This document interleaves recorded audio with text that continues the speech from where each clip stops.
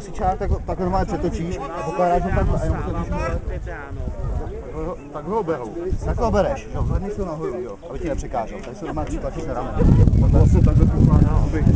Tak ho normálně jako přesedíš, aby si měl tu dopředu.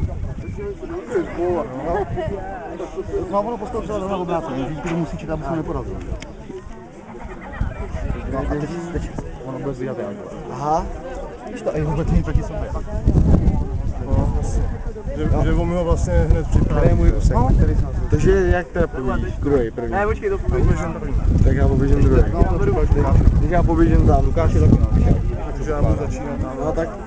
No, já takhle. On už ho může položit jak chce, hele. Sebereš ho takhle a no, taky no. Ty když ho pokládáš takhle, tak si ho porazíš. Tak si ho porazíš. Takhle. Ale já si domů půjdu na to podskaknu. Já ne. Normálně si ho přetočíš a pokládáš už možná dobrý, tak s tím nakřiknou. Jednou to si podrží podek a druhou podskaknu. Ale kolik tam chceš za to vyzkouší, tak to dáme s Martinem Fordem. Kolik na to budeš potřeba? Říká, vůbec nevím, jak je to těžký. Podíval já.